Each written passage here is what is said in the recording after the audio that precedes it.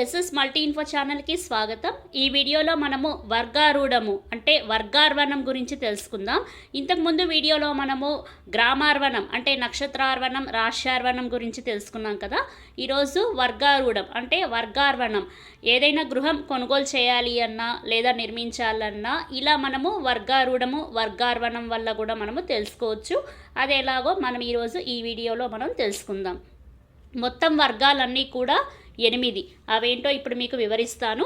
మొదటిది అ ఆ ఇ ఈ ఉ ఊ రు రు. ఈ లైన్ అంతా కూడా మనకి దీన్ని మనము ఆ వర్గంగా మనం చెప్తామన్నమాట. అంటే ఆ వర్గం లైన్ అంటాం కదా. ఈ లైన్ అంతా దీన్ని మనము ఆ వర్గంగా మనం తీసుకుంటాము. దీనికి దిక్కు తూర్పు దిక్కుగా మనం తీసుకుంటాము. అధిపతి గరుత్మంతుడు అని మనం చెప్తామన్నమాట. అయితే ఇక్కడ చాలామందికి ఒక సందేహం అన్నది వస్తుంది. ఏ ఐ ఓ ఓ ఔ అన్నది తీసుకోలేదు అని. అవి ఎందుకు తీసుకోలేదంటే అవి సంధివర్ణములు అని మనం చెప్తూ ఉంటాం కదా, అందుకని అవి తీసుకోలేదు. అది ఎలాగో మనం చెప్తాము. ఇప్పుడు ఆ ప్లస్ ఏ అన్నది ఐ అవుతుంది. అలాగే ఆ ప్లస్ ఊ అన్నది ఓ అవుతుంది. ఆ ప్లస్ ఓ అన్నది ఔ అవుతుంది కదా. సో అందుకని అవి మనము సంధివర్ణములు కాబట్టి వాటిని మనం ఇక్కడ కౌంటింగ్లోకి తీసుకోలేదు. ఓన్లీ ఆ వర్గంలో ఆ ఇ ఈ ఉ ఊ రు రు ఇదంతా కలిపి మనకి ఆ వర్గం అన్నది అవుతుంది. దీనికి దిక్కు తూర్పు, అలాగే అధిపతి గరుత్మంతుడు. తర్వాత కావర్గము అంటే క ఖ గ గ జ్ఞ. దీన్ని మనం కావర్గంగా చెప్తాము. అంటే కా లైన్లో ఏవైతే అక్షరాలు ఉన్నాయో ఆ లైన్ అంతా కూడా దాన్నే మనం వర్గము అంటాము. వర్గము మీన్స్ లైన్ అనమాట. ఆ లైన్లో కా వర్గము, ఆ లైన్లో కా లైన్లో ఏమేమి ఉన్నాయంటే అక్షరాలు క ఖ గ గ జ్ఞ. దీన్నే మనం కా వర్గంగా చెప్తాము. దీనికి దిక్కు ఆగ్నేయము, అలాగే అధిపతి పిల్లి. అలాగే చచ్చ జ జ ఇని. దీన్ని మనం చావర్గంగా చెప్తాము. ఎందుకు చావర్గంగా చెప్తాము అంటే ఫస్ట్ అక్షరం ఏదైతే ఉందో దాన్నే మనము వర్గంగా మనం కౌంటింగ్ చేస్తాము. ఇక్కడ కా వర్గం కాబట్టి ఫస్ట్ లెటర్ కా ఉంది కాబట్టి దీన్ని మనం కా వర్గంగా మనం తీసుకున్నాం. అలాగే ఇక్కడ ఫస్ట్ అక్షరం చా కాబట్టి చా వర్గంగా మనం తీసుకున్నాం అనమాట. ఇక్కడ చా వర్గంలో చూసినట్లయితే చచ్చ జ ఇని చావర్గము. దీనికి దక్షిణ దిక్కుగా మనం తీసుకుంటాము. అధిపతి సింహం. అలాగే 4వ వర్గము ఠ డడ్డ అన్న టా వర్గం. ఎందుకంటే మొదటి అక్షరం టా ఉంది కాబట్టి టా వర్గము. దిక్కు నైరుతి దిక్కు. దీనికి అధిపతి కుక్క. దీన్నే మనం శునకం అని అంటాం. తర్వాత 5వ వర్గం తత్త ద నా. దీనికి మనం తా వర్గంగా చెప్తాం. మొదటి అక్షరం తా కాబట్టి తా వర్గం. పశ్చిమ దిక్కు సర్పం అధిపతి. తర్వాత 6వ వర్గం ప ఫ బ మా. దీన్ని పావర్గం. ఎందుకంటే మొదటి అక్షరం పా కాబట్టి పావర్గం.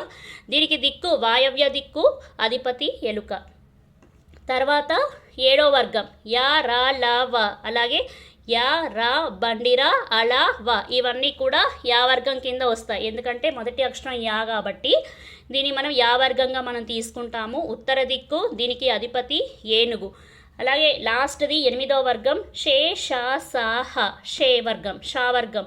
ఎందుకంటే మొదటి అక్షరం షే కాబట్టి ఇది మనము షే వర్గంగా మనం చెప్తాము. దీనికి దిక్కు ఈశాన్య దిక్కు, అలాగే అధిపతి కుందేలుగా చెప్తాం. ఇలా మనకి మొత్తం కూడా 8 వర్గాలన్నవి ఉన్నాయి.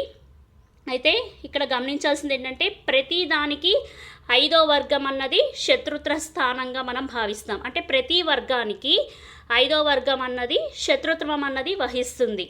అంటే వాళ్ళకి పడదనమాట. ప్రతిదానికి అక్కడి నుంచి కౌంటింగ్ చేసుకున్నప్పుడు 5వది ఏదైతే ఉందో వర్గము వాళ్ళు శత్రువులు అవుతారు. ఎలాగంటే ఇప్పుడు సపోజ్ మీకు క్యాలిక్యులేషన్ చేసినప్పుడు రిజల్ట్ 1 వచ్చింది అనుకోండి.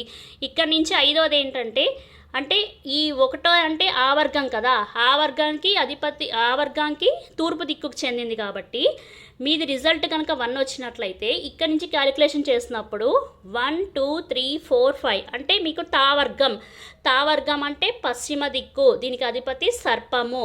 సో ఈ తూర్పు పశ్చిమం అన్నది మీకు శత్రువులుగా మనం భావించాలన్నమాట. అంటే ప్రతి దిక్కుకి ప్రతి వర్గానికి 5వ వర్గం అన్నది శత్రుత్వం అన్నది వహిస్తుంది. శత్రువులు అవుతారనమాట. సపోజ్ మీకు రిజల్ట్ క్యాలిక్యులేషన్ చేసినప్పుడు 2 అంటే కా వర్గం వచ్చింది అనుకోండి. మీకు రిజల్ట్ కా వర్గం వస్తే ఇక్కడ నుంచి కౌంటింగ్ చేయాలి.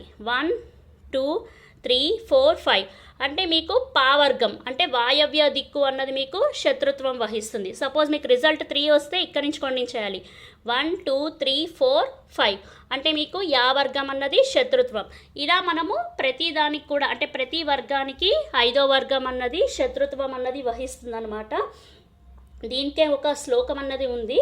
స్వవర్గ పంచమ శత్రు స్వవర్గ పంచమ శత్రు అని. స్వవర్గ అంటే మనం క్యాలిక్యులేషన్ చేసినప్పుడు మన రిజల్ట్ మన క్యాలిక్యులేషన్ చేసేది స్వ అంటే మనం, తన అని ఎవరైతే క్యాలిక్యులేషన్ చేస్తున్నారో వాళ్ళకి స్వవర్గ వాళ్ళ యొక్క సొంత వర్గం నుంచి క్యాలిక్యులేషన్ చేసేటప్పుడు పంచమ అంటే 5 అన్నమాట.